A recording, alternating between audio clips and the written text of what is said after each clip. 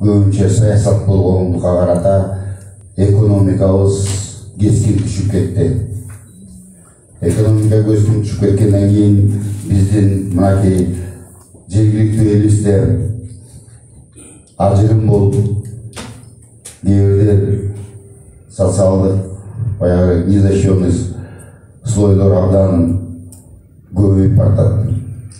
Ошондуктан мынакей урматтуу биздин президентибиз Садыр Нуркожоевич Жапаров өзүңөр көргөндөй канча миллион деген долларларды атайын айыл чарбага, айыл желкесине, элге тартуулаган кредит насыя маселелерин өзүңөр билесиңер.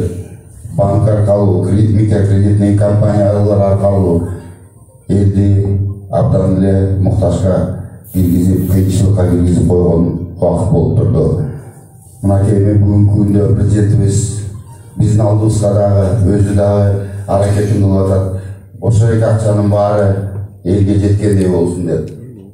Бүгүнкү күндө мынакей акыркы күн жакын арада эле Жогорку Кеңешке шайлоо өттү. Шайлоо таза өткөнүнө эч кимдин күмөнүсү жок деп ойлойм мен.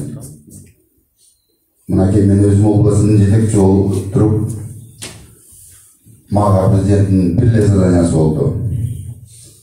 Бир дагы атом ресурс, бир дагы мугалимдер, бир дагы больницанын ишмерлери эч шайлоого киришпей, элдин өзүнүн тандоосу болсун деди. Кудайым буйруп 28 ноябрда шайлообуз тынч, жакшы, ачык, айкын өттү деп эсептейм. Ошондуктан 2 жылдан бери ушул саясат менен жана ушул пандемия менен күрөшүп отуруп, дагы бир жолу кайталып кетейин, биздин экономикабыз кескин кылычып кетти.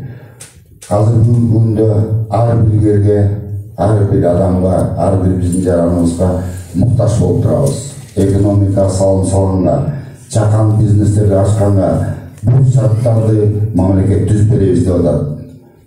Ал үчүн акча бар.